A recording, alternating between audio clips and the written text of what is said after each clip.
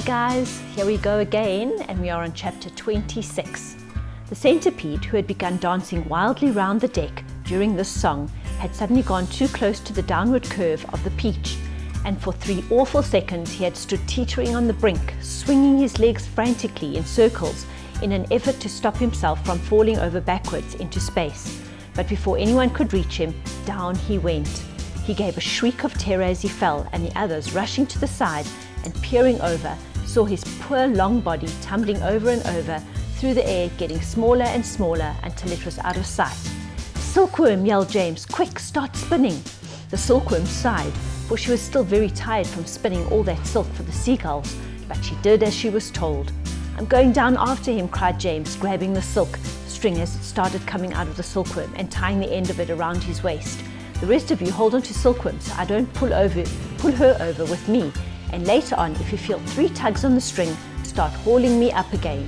He jumped and he went tumbling down after the centipede, down, down, down towards the sea below, and you can imagine how quickly the silkworm had to spin to keep up with the speed of his fall. "You'll never see either of them again," cried the ladybird. Oh dear, just when we were all so happy too." Miss Spider, the glowworm, and the ladybird all began to cry.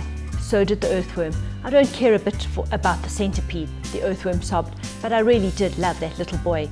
Very softly, the old green grasshopper started to play the funeral march on his violin, and by the time he had finished, everyone, including himself, was in a flood of tears.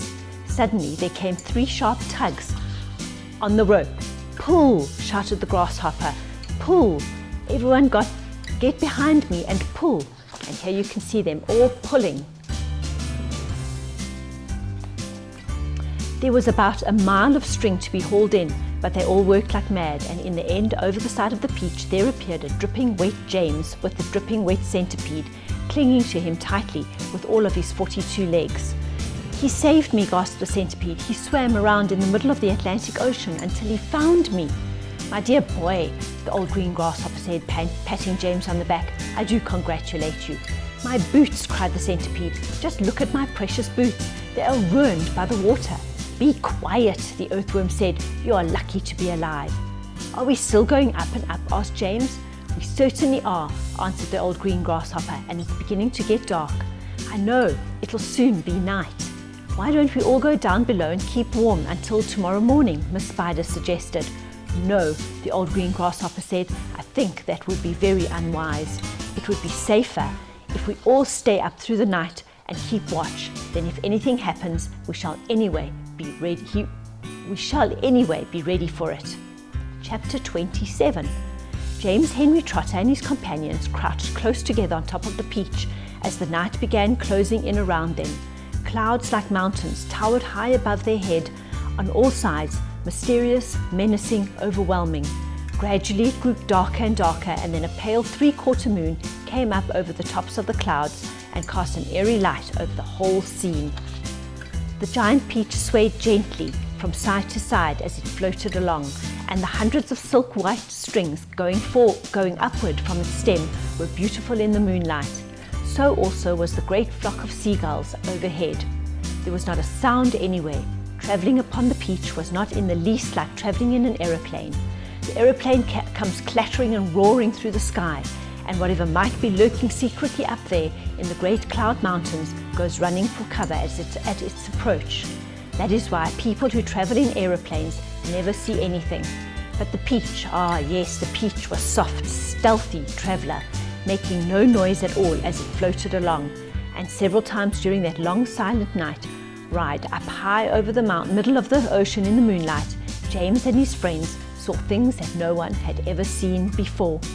Once, as they drifted silently past a massive white cloud, they saw on the top of it a group of strange, tall, wispy-looking things that were about twice the height of ordinary men. They were not easy to see at first because they were almost as white as the cloud itself, but as the peach sailed closer, it became obvious that these things were actually living creatures. Tall, wispy, wraith-like, shadowy, white creatures who looked as though they were made out of a mixture of cotton wool and candy floss and thin white hairs. "Ooh," the ladybird said, "I don't like this at all." "Shh," James whispered back. "Don't let them hear you. They must be cloud men." Cloud men, they murmured, huddling closer together for comfort. Oh dear, oh dear.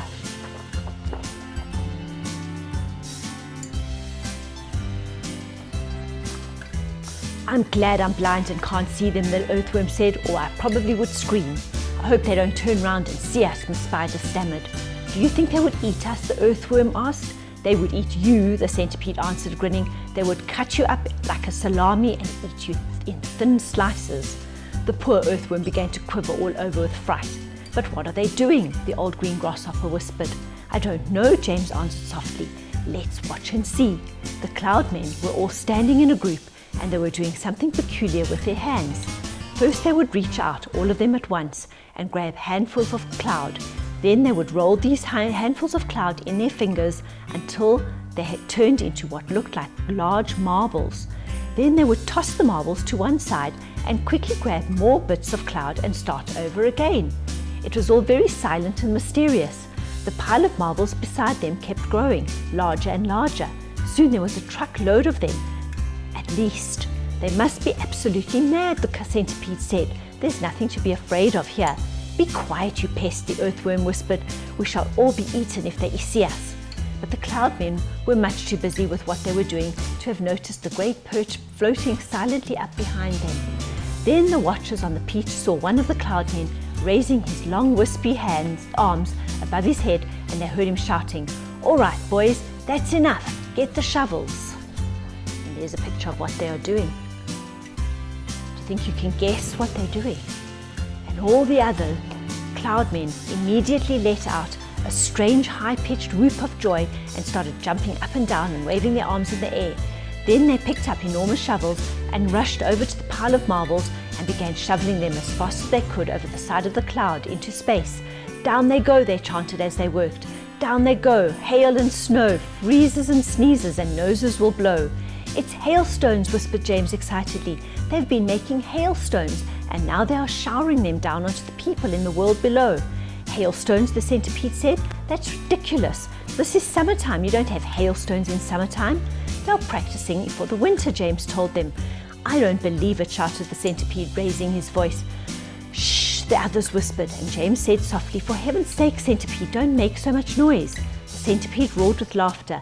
Those imbeciles couldn't hear anything, he cried. They're deaf as doorknobs. You watch. And before anyone could stop him, he had cupped his front feet to his mouth and was yelling at the cloud men as loud as he could. Idiots, he yelled. Nincompoops, half-wits, blunderheads. What on earth do you think you're doing over there? The effect was immediate. The cloud men jumped around as if they had been stung by wasps, and when they saw the great golden peach floating past them not 50 yards away in the sky, they gave a yelp of surprise and dropped their shovels to the ground. And there they stood with the moonlight streaming down all over them, absolutely motionless, like a group of tall, white, hairy statues, staring and staring at the gigantic fruit as it went sailing by. The passengers on the peach, all except the centipede, sat frozen with terror, looking back at the cloud men and wondering what was going to happen next. Now you've done it, you loathsome pest, whispered the earthworm to the centipede. I'm not frightened of them, shouted the centipede, and to show everybody once again that he wasn't, he stood up to his full height and started dancing about and making insulting signs at the cloud men with all 42 of his legs. This evidently infuriated the cloud men beyond belief. All at once, they spun round and grabbed great handfuls of hailstones and rushed to the edge of the cloud and started throwing them at the peach, shrieking with fury all the time. Look out, cried James. Quick, lie down, lie flat on the deck. It was lucky they did. A large hailstone can hurt you as much as a rock or a lump of lead if it is thrown hard enough, and my goodness, how those cloud men could throw. The hailstones came whizzing through the air like bullets from a machine gun, and James could hear them smashing against the sides of the peach and burying themselves in the peach flesh with horrible squelching noises. Plop, plop, plop, and then ping, ping, ping, as they bounced off the poor ladybird's shell because she couldn't lie as flat as the others, and then crack as one of them hit the centipede right on the nose, and crack again as another one hit him somewhere else. Ow, he cried, ow, stop, stop, stop. But the cloud men had no intention of stopping. James could see them rushing about on the cloud like a lot of huge hairy ghosts picking up hailstones from the pile, dashing to the edge of the cloud, hurtling the hailstones at the peach, dashing back again to get more. And then, when the pile of stones was all gone, they simply grabbed handfuls of cloud and made as many more as they wanted, and much bigger ones now, some of them as large as cannonballs. "Quickly," cried James, "down the tunnel, or we'll all be wiped out." There was a rush for the tunnel entrance, and half a minute later, everybody was safely downstairs, inside the stone of the peach, trembling with fright and listening to the noise of the hailstones as they came crashing against the side of the peach. "I'm a wreck," groaned the centipede. "I am wounded all over." "It serves you right," said the earthworm. "Would somebody kindly look and see if my shell is cracked?" the ladybird said. "Give us some light," shouted the old green grasshopper. "I can't," wailed the glowworm. "They've broken my bulb." "Then put in another one," the centipede said. "Be quiet a moment," said James. "Listen, I do believe they're not hitting us anymore." They all stopped talking and listened. Yes, the noise had ceased. The hailstones were no longer smashing against the peach.